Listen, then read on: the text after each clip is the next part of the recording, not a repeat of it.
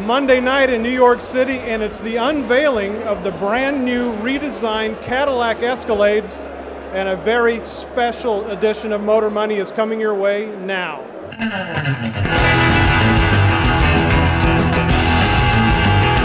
Hi, I'm Motley Fool analyst Rex Moore, and alongside me, my co-pilot as usual, senior auto analyst John Rosevear. We both made the trip to New York City for the unveiling of these new Escalades. Quick question for you, John. What do you think? I think they did a great job, actually. I was prepared to be underwhelmed. This is a difficult assignment. We've seen how they've moved Cadillac, other models of Cadillacs, sharply upscale. How do you do that with what is basically a dressed-up Chevy Suburban? That's the question, right? It's a big old truck. The early Escalades were more bling than substance, a lot of flashy chrome. As GM design chief Ed Welburn told us, a little bit of perforated leather and a lot of chrome. That was the original Escalade. But they've really taken it forward a long way, what we've seen tonight. It's an impressive vehicle, and it's an impressive step forward for Cadillac. Well, okay, that is, of course, our top headline for this week's Motor Money. John, I want you to go ahead and give me a couple of key points of your takeaways here. The design is much more refined. We'll just show you the pictures of it and you'll see what we mean. They've made a lot of creative use on the exterior of LED lighting, which is something we've seen from Audi and the other German automakers, the German luxury marks. It's something Cadillac has been stepping forward to do. They have their own trademark take on it, what they call vertical lighting up in front. It's a play on the old Cadillac tail fins, but it's a theme that they can use as a signature in the middle of the night. You know a mile away if you're behind a Cadillac with those long vertical taillights. Inside, it's a tremendous step forward. The emphasis of this presentation tonight has been, most of it has been on the interior work and the interior design. Several different types of leather and suede matched. What we've seen from the two pre-production vehicles here, executed to a very high standard of fit and finish. They talked about hand stitching on the steering wheels and so forth, and all of these, craftsman touches. I don't know how much of that will actually carry forward into production, but the execution, again, as we've seen in these pre-production vehicles, it should be pretty close to what rolls out in the dealers early next year. An interesting story. Bob Ferguson, the head of Cadillac, dropped by before the event, said hello, and said, by the way, the story here is the interior. Yeah, and we knew that. We had heard that from our sources inside GM and so forth, and he was absolutely right. The story here is the interior.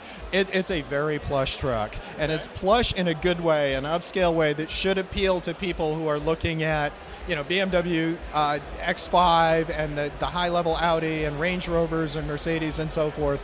The Cadillac, I think the original Escalade was not taken seriously by that audience. I think this one will be, and I think that's a big achievement again for Cadillac, just as they've done with the CTS, which is being taken seriously by BMW and Mercedes owners and intenders, and with the ATS last year, which was a true rival to the 3 Series. They've done it once again with this truck. I think it's going to be a success for them. Okay, competitively now, I got 2 questions for you. The first is, what does this Cadillac brand mean to General Motors? And then let's talk a little about the competition. So first, Cadillac, General Motors, how big is it for them? It's getting a lot bigger, and they want it to get a lot bigger. I think GM CEO Dan Akerson looks at the example of the Volkswagen Group, and we've talked about this before. Audi is a luxury brand owned by the Volkswagen Group. Luxury brands are very profitable because luxury cars and SUVs can carry higher profit margins than the mainstream models, the mass market models. From quarter to quarter, Audi accounts from anywhere from 1/3 to 1/2 of Volkswagen Group's profits. Cadillac's contribution to GM is much smaller, plain and simple. Everything we've seen with Cadillac in the last few years is about changing that. It's about making it a global brand where they can command high margins, higher volumes, sell around the world, not just in the US, but also in China, and eventually they'd like to sell in Europe as well, head-to-head with the Germans on their home territory. And what it means, plain and simple, for GM is another source of profits, a substantial source of profits, further diversifying them away from their old sort of bread and butter of trucks in North America, pickups in North America. This is a counterweight to that. It's an important effort for them. And who are the competitors for this Escalade? Well, in the general price range of, say, $60,000 to $80,000, give or take, plus or minus. We don't know where this is going to be priced yet, but just guessing it's going to be somewhat higher than the old model, given what we've seen tonight. You're looking at the BMW X5 and X6 SUVs. These are premium SUVs. Mercedes has a premium crossover at that level. Audi has their large crossover as well, and then also Range Rover, of course.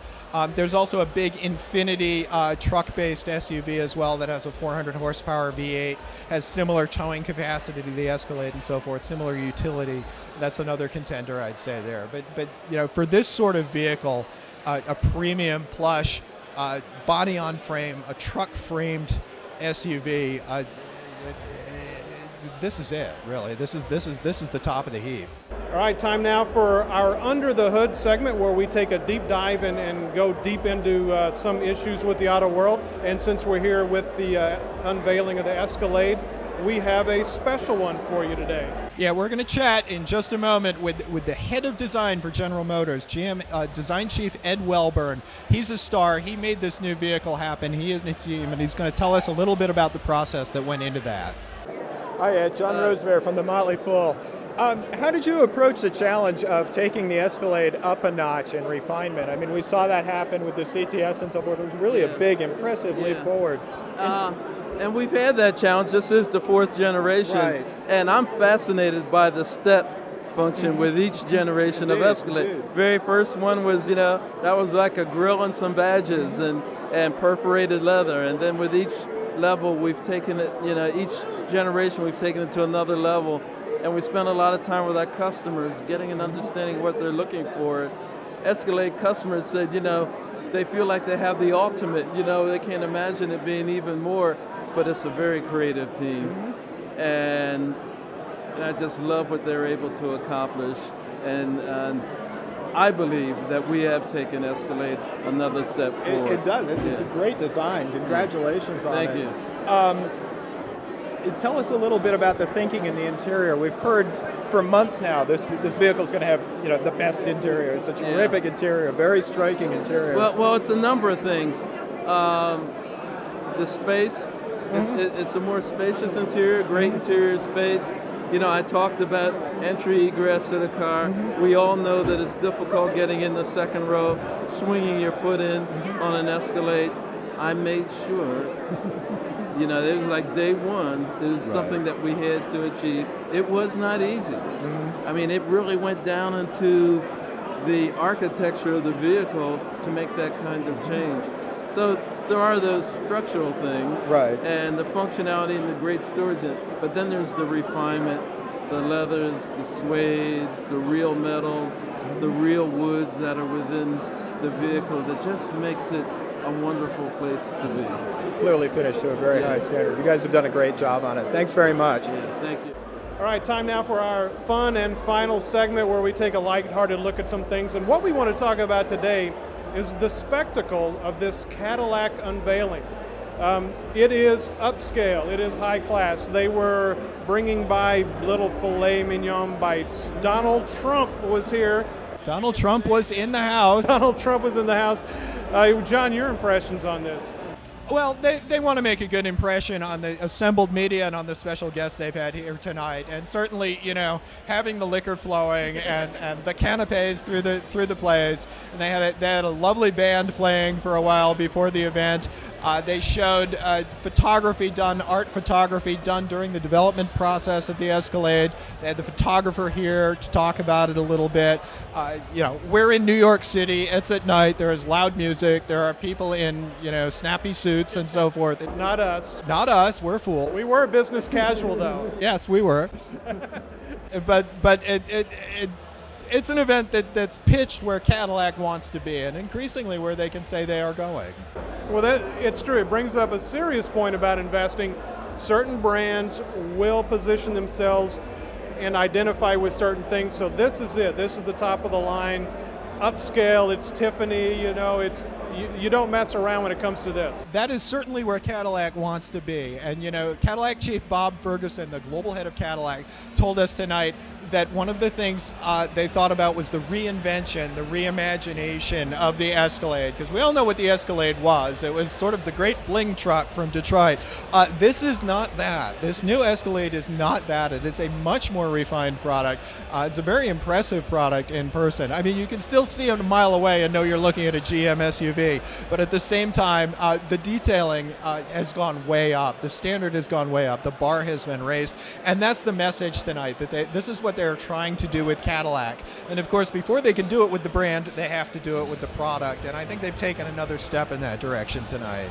All right, good deal. We are out of gas, so this show is over. And besides the drinks are flowing behind us, we haven't had anything. We got to go have a drink. Maybe we should go have a drink. For John Rosevear, I'm Rex Moore. Thanks for joining us for this edition of Motor Money, and we'll see you again next week.